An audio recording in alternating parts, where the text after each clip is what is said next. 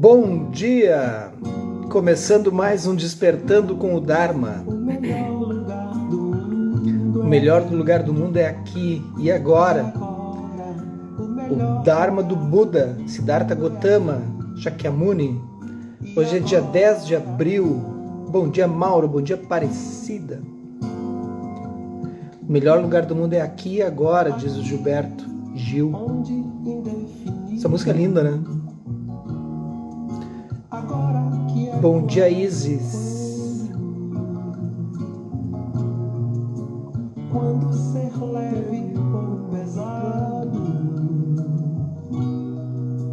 deixa de fazer sentir. É lindo, né? O melhor lugar do mundo é aqui e agora. Bem budista essa música aí.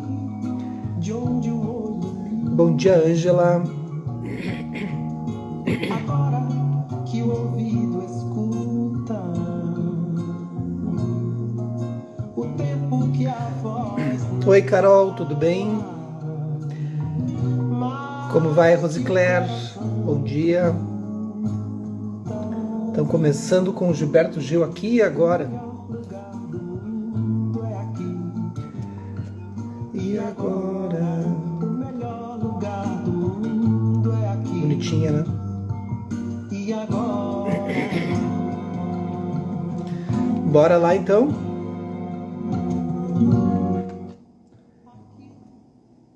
Depois vocês ouçam essa música inteira, essa letra é linda. Bom dia, Carla. Estamos aqui, ó, Karma, com o Traleg, tentando entender o que é o karma, o que não é, através da editora Lúcida Letra. Estamos no fim do livro. Bom dia, Ana Teresa. Página 161, bom dia, Deni.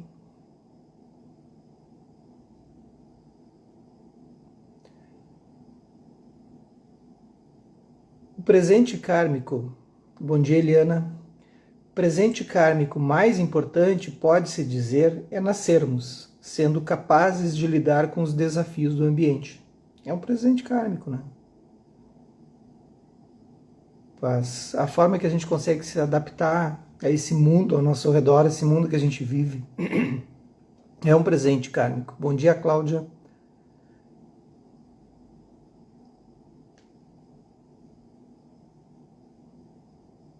Aqueles que se adaptam bem aos desafios externos são os que levam uma boa vida. E isso não quer dizer que são pessoas que... Tem que deixar claro isso, que não é uma questão de posição social, de posição financeira, de posição, seja o que for, de posição, qualquer posição. Uma pessoa sem instrução, vivendo no campo ou numa cidade, sei lá, pode alcançar isso tranquilamente. Conheci pessoas assim extremamente simples e de uma serenidade insana, assim, de uma tranquilidade, uma serenidade, que já estava tudo ali. Extremamente simples. E tem na história, né, muitas pessoas assim. Tem não é um escritor, porque é um filósofo, pensador, ermitão chinês do século VI, Hunei, acho que não me lembro o nome dele. E amanhã eu trago esse nome. E ele tinha grandes pensamentos assim que foram no fim acabaram, as pessoas começaram a notar, porque ele era só um ermitão. Acho que eu já comentei sobre ele aqui. E esse livro dele tu pode baixar na internet, porque é né, é público assim. É maravilhoso. É de uma serenidade absurda assim. E aí se adaptou super bem ao meio que ele vive, né? Bom dia, Amanda. Aqueles que se adaptam bem aos desafios externos são os que levam uma boa vida.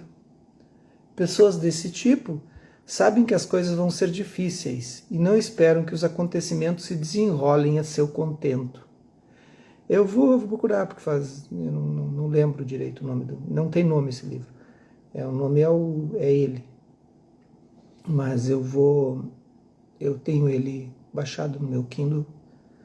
Aí eu olho amanhã e eu comento com vocês.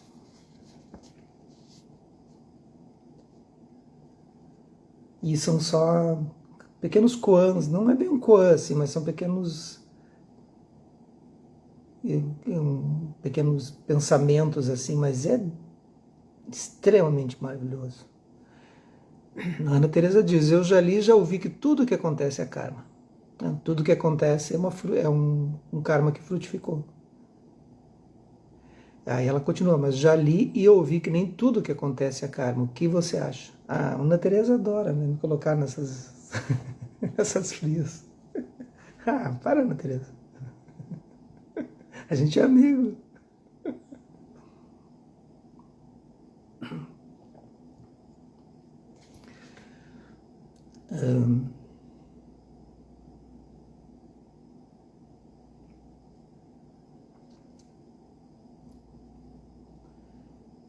Na minha visão, tudo que acontece é karma. Tá? Eu sei que tem alguns escritores, alguns mestres que colocam nessa posição, assim. Mas se eu for contrário a isso, eu sou contrário aos ensinamentos do Buda. Porque não tem nenhum lugar que o Buda tenha dito, pelo menos até onde eu já estudei os sutras, né, diretamente as palavras do Buda, e não os shastras, que é isso que a gente está estudando aqui, são shastras, que são as palavras de outros que estudaram o Buda. Então eu estudei os sutras, até onde eu estudei. Não tem nenhum lugar que o Buda diga que as coisas, tudo que acontece não seja através do karma. É que as pessoas confundem, isso aconteceu, isso é o meu karma. Não, não é o teu karma. Né? Até porque se tu acredita nas consciências de renascimentos, é de uma consciência que deixou uma impureza ali para ti, tu vai ter que lidar. Ela resolveu o que foi possível durante o renascimento dela, e ela vai passar outras coisas, é natural, né? Então não é teu. A primeira coisa é, quando eu digo que é o meu karma, eu estou indo contra o budismo, porque não existe meu e não existe eu. Então a gente tem que definir isso primeiro. Quando eu defino isso primeiro, esse meu e eu acabo tendo essa experiência de... Só um pouquinho. Eu tenho essa visão de que tudo é karma. Porque são consciências que vêm acumulando. São karmas acumulativos. Ele pode ou não florescer em determinada vida. Pode acontecer. De não ter elementos, não ter um ambiente favorável para acontecer.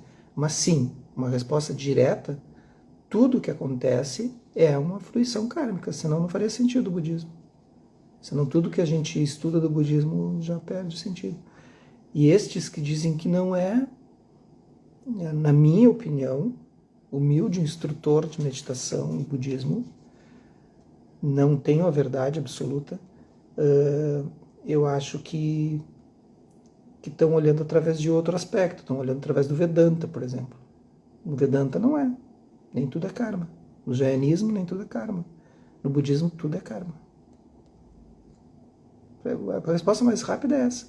Não vou entrar em várias questões que a gente já estudou aqui, mas é assim, para mim tudo é karma. Qual é a tua dúvida direta, Ana Teresa? Por que tu acha que tudo não é karma? Qualquer ação da gente, a karma é ação, né? Qualquer movimento que a gente faça. E nós somos movidos pelo karma? Sim. Bom dia, Cláudia. Bom dia, Shanak. Bom dia, Grácia. Todos os nossos movimentos são movimentos de fruição kármica. Não tem nenhum movimento que a gente faça que não seja através de uma fruição kármica. Só que a gente tem que entender, bom dia, Silvia, a gente tem que entender que o karma, por exemplo, o karma é uma ação, vocês levantaram para assistir o Dharma, né? Então isso já é uma fruição kármica. Isso já é uma fruição kármica.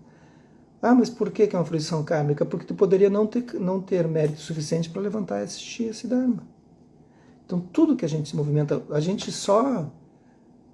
indo para a meditação, quem pratica meditação, né? A gente só tem impulsos e a gente só consegue olhar para determinadas coisas, pensamentos ou reagir, a gente só é reativo por causa de uma posição kármica. Tu está numa sala de meditação. Algumas pessoas ouvem um barulho e imediatamente olham. Ou tu está numa conversa. E aí tu está olhando para para alguma coisa, tu tá ali tranquilo, daqui a pouco alguma pessoa se movimenta por causa de um som e outra não. A que não se movimentou não tem uma fruição kármica referente àquele som. Então a gente vai se movimentando dessa maneira. Hoje ela levantou, ela está inspirada. E o que é o livre-arbítrio? Bom dia, Lucelena. O livre-arbítrio. Na verdade, nós não temos livre-arbítrio. Nós não temos liberdade para decidir as coisas. Livre-arbítrio é uma ilusão. Livre-arbítrio é uma ilusão completa. Livre-arbítrio ele surge com uma coisa mais da religião católica, né? Em que tu é colocado nesse mundo e tu tem o livre-arbítrio de agir de acordo com as leis divinas ou não. No budismo não existe esse termo livre-arbítrio, né? Mas trazendo para o conceito de karma, nós não temos livre-arbítrio. O Buda está livre disso, né? O Buda, para isso, não se refere, para Budas, né? Para esses que já atingiram, para Arhat, né? Para seres que já atingiram assim, a iluminação. Nós não temos livre-arbítrio por quê? Porque a gente reage a impulsos. Se eu reajo a impulso, eu não estou livre. Entendeu? Eu estou sempre reagindo a algum impulso. Um impulso de bom, de ruim, eu estou sempre reagindo ao impulso. Então eu não tenho livre-arbítrio. Eu estou preso a essas estruturas. Isso não é nem bom nem ruim, apenas é. Eu estou preso a essas estruturas kármicas, estruturas de pensamento, estruturas daquilo que faz com que eu reaja a esses impulsos. Só que a gente não deve levar isso para uma coisa ruim. Porque as nossas fruições kármicas, elas são importantes para movimentar o mundo. Eu tenho que continuar tendo fruições kármicas para que esse mundo gere uma engrenagem, senão eu sou uma ameba. Então tem que partir para isso. As pessoas levam o karma para uma posição muito pessimista, assim, ele não é pessimista. Eu tenho uma fruição kármica que faz com que eu me movimente. Eu tenho livre-arbítrio? Não. Porque eu reajo a tudo nesse mundo. Como é que eu vou ter livre-arbítrio? O livre-arbítrio não cabe no karma. De forma alguma. Tu leu que o livre-arbítrio faz parte do karma, Ana Teresa? Mas o livre-arbítrio não se aplica. Não se aplica. E eu não vejo isso como ruim, eu vejo isso como maravilhoso. Como eu disse, as pessoas estão vendo o karma como uma coisa muito pessimista. É o meu karma, por exemplo, estar aqui. Esse é o meu karma. E vocês acham ruim? É o karma de vocês, está ouvindo o budismo. Vocês acham ruim? Aí diz, não, mas o karma é ruim. Mas como? Meu karma é ótimo, maravilhoso eu poder expandir o budismo, né? Falar sobre o budismo. Mas somos livres na maneira como agimos ao nosso karma. Exatamente. Mas isso não se refere a livre-arbítrio, né? Mas somos livres. O karma, essa posição do karma, ela vem para nos mostrar que nós temos aquilo. Ele fala o tempo todo, né? O mestre Taleg fala o tempo inteiro nisso. O karma não é definitivo. Porque daí tem uma outra coisa que o Buda vai trazer, né? Que tem impermanência.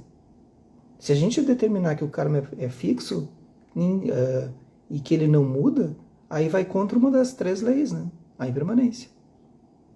Aí tem a Anatta, né? E Dukkha. Daí eu disse, mas aí, sim, nós somos livres para escolher as nossas ações no mundo. Então o karma não é uma coisa ruim, mesmo o karma ruim. Quando me acontece algo ruim, e como eu tomo refúgio no Buda, no Dharma e no Sangha, aí eu olho para aquilo. Primeiro, claro, eu vou sofrer, aquela coisa, eu faço um drama, aquele dramão. Mas eu vou olhar, que bom que esse karma floresceu. É nesse sentido que a gente tem que olhar. Entendeu mais ou menos, né, Ana Teresa? Isso é muito pessoal, né, gente? Isso é muito pessoal. Bom dia, Lu. Mas eu acho que a gente não tem que se preocupar com livre-arbítrio, com essas coisas. Eu acho que a gente tem que se perguntar todo dia, o que eu estou fazendo com a minha vida? Tem um livro, eu vou pegar aqui para vocês. Agora eu li essa frase, pensei essa frase e lembrei. Não sei se vocês conhecem esse pensador, devem conhecer, né?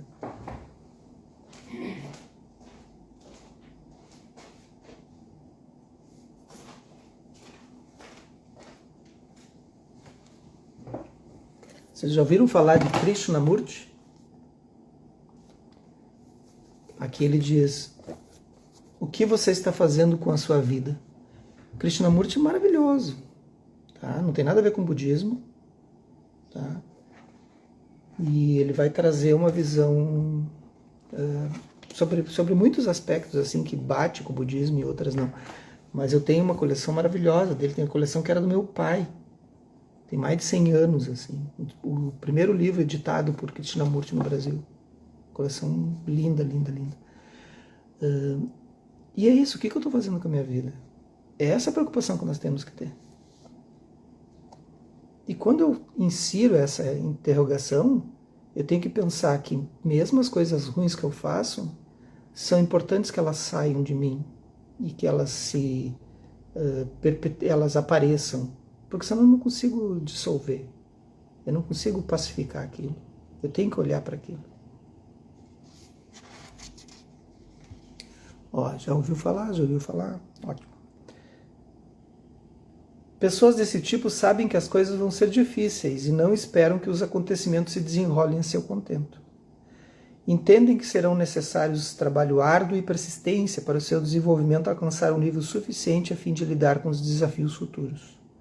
Outros, menos dotados nessa área, enfrentam mais dificuldades, porque pensam de forma diferente, esperando que a vida seja algo que se aproxime de suas expectativas, mas não é assim. Para essas pessoas, ver a vida como ela é se torna extraordinariamente difícil. Portanto, ao apreciar os eventos em relação ao renascimento, precisamos aceitar uma propensão herdada em relação a certas coisas, não uma predeterminação do nosso futuro. Então, o que a gente herda não é uma predeterminação, mas uma propensão que exige responsabilidade de nós, uma necessidade de lidar com as coisas. Se o karma fosse fatalista, estava falando sobre isso agora, né? Uma coisa mais pessimista, fatalista, os mecanismos que já estavam em vigor simplesmente funcionariam por si e não teríamos nada a fazer senão observá-los.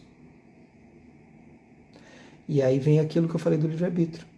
A gente, ao mesmo tempo que eu tenho capacidade de mudar o karma, mesmo essa mudança, por mais que eu faça, ela é limitada, porque eu acabo caindo novamente em novas estruturas kármicas. Porque quando eu não mudo só estruturas positivas, eu tenho que fazer alguns movimentos que são negativos, de alguma forma.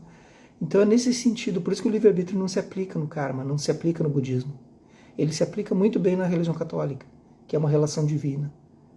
Então parece que se contradiz, mas se eu posso mudar o karma, então eu tenho livre-arbítrio. Não, o livre-arbítrio é a partir do momento que tu extingue o karma. O livre-arbítrio é nesse sentido, uma extinção. Mas não há como extinguir o karma. Não há como extinguir o karma, a não ser que tu seja um Buda. A autoria kármica não promove essa ideia. Podemos influenciar o nosso karma por meio da vontade e do esforço. Por exemplo, podemos ter características genéticas herdadas de nossos pais e por isso termos maior probabilidade de enfrentar doenças cardíacas. Mas se tentarmos detectar os problemas com antecedência ou adotarmos uma vida saudável, podemos prevenir o infarto. O karma trabalha de forma semelhante. Por isso nos dedicamos às práticas de meditação, de purificação e assim por diante, em um esforço para influenciar o curso desta vida e de nossas vidas futuras. Então já se sabe, né, que nós temos uma parcela genética que a gente recebe, alguns dizem 50%, outros dizem menos, outros dizem mais. Ninguém sabe, na verdade, né? Nem cientista sabe. Mas vamos fazer um meio-meio aí. E essa carga genética, ela também é uma carga de memória, né? Não é uma carga só genética corporal, é uma carga de memória. E essa carga de memória nós temos que... A verdade é assim, ó. Nós temos que começar a partir de algum ponto. Não tem como tu vir para o mundo se tu não estiver baseado, sustentado por algum ponto. Mas a carga genética é mutável, assim como o karma é mutável. Tu surge com um monte de carga genética. Para nós, o budismo, a gente surge com um monte de carga de alaya vijnana. Né? Surge, se manifesta. Mas a questão é como é que eu vou lidar. Eu tenho uma base e ela pode ser dissociada. E a partir do momento... Bom dia, Silva. Como é que eu me desconecto, por exemplo, das estruturas familiares de cargas ou de estruturas de convívio com outras pessoas? Porque se eu continuar estiver numa relação, seja ela familiar, seja ela de relação amorosa, enfim, qualquer relação, eu vou continuar levantando e movendo essas cargas genéticas espelho. Eu vou sempre continuar usando as mesmas cargas genéticas dos meus pais, dos meus antepassados. A partir do momento que eu saio de uma estrutura e vou para outra, eu interrompo aquele processo. E isso é ciência. E agora, voltando para o karma, o que acontece com o karma? A mesma coisa. Ele falou agora aqui do ambiente que nos cerca.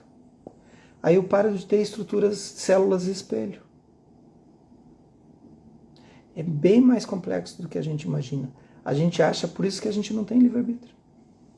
A gente sai de um lugar e vai para outro, carregando toda uma estrutura, carregando outra estrutura.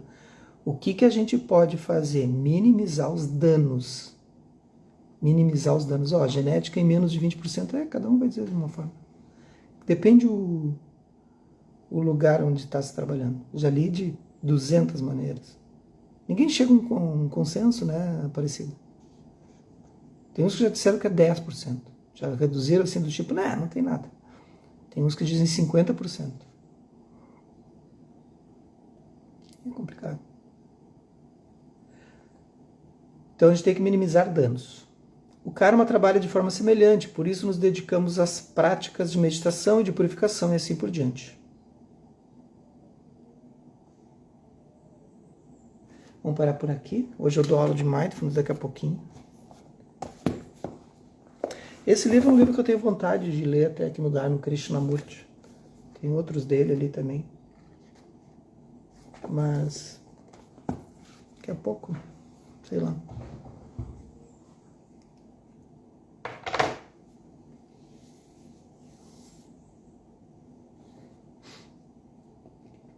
Eu tenho a primeira edição dele, não desse livro aí, mas de outro, quando ele surgiu, assim. Tem livros esotéricos do meu pai que são maravilhosos, assim. Esotéricos mesmo, assim. Hoje, muito dificilmente se encontra esses livros. Quem manda mesmo é a epigenética, diz a Aparecida, tem isso também.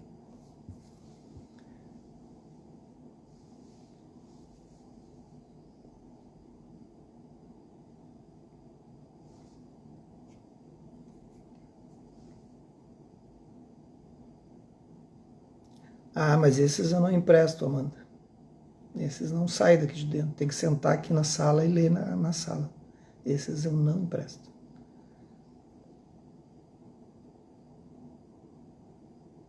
Esses não podem sair daqui de dentro. São livros raros. Hoje não existe mais esses livros nem. Se procurar no sebo, é uns livros que devem custar, cada um deles, R$1.500, R$2.000, cada livro, no mínimo.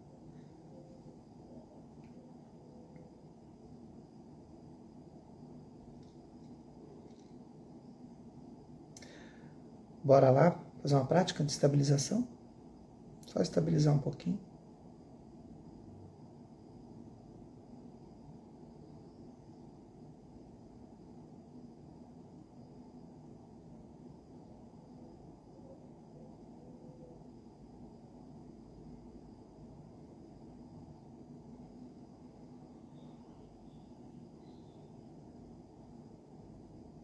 Desde que o corpo vá se acomodando.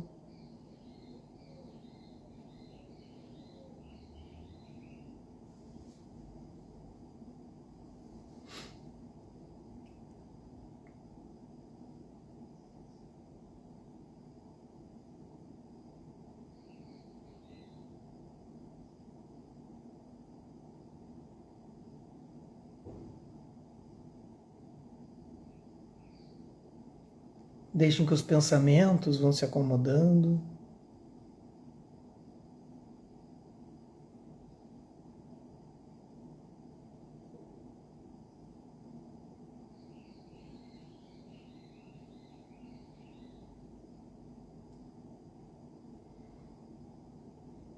Que eles passem como nuvens.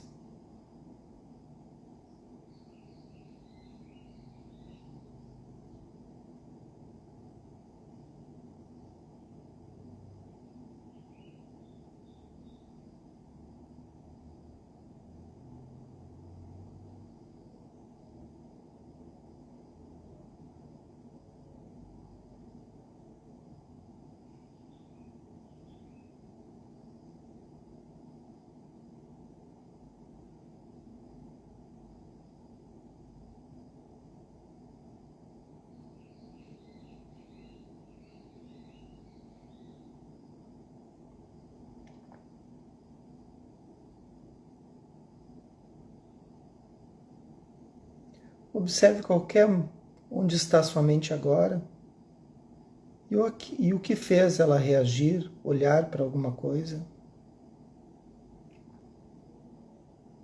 Talvez um som, talvez uma sensação do corpo, talvez um pensamento. Nós só reagimos através de um karma.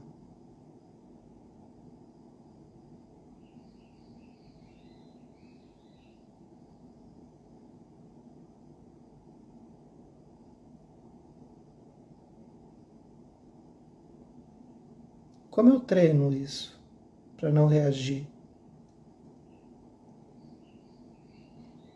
Eu começo com a aceitação. Eu entendo que eu vou reagir. Aí eu olho o pensamento.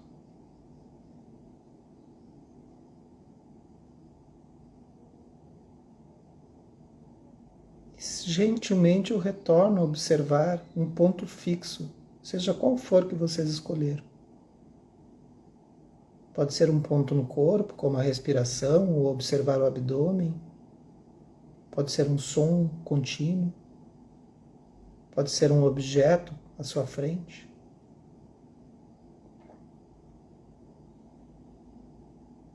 Qualquer ponto fixo. E eu volto a observar esse ponto fixo.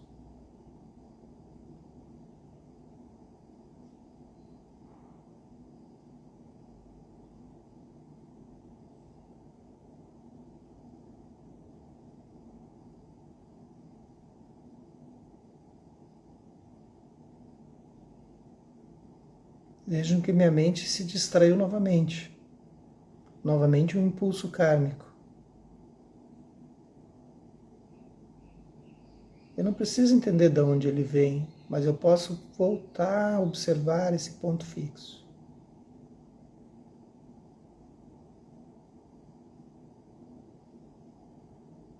Com o tempo, essas fruições vão desaparecendo, ou se tornando menos fortes. E a gente se torna menos reativo a esses impulsos. Que os méritos desse nosso encontro, dessa nossa prática, se expandam e toquem a todos, todas, todas, e que nós possamos nos tornar um caminho iluminado. Um bom dia, uma boa quarta e até amanhã.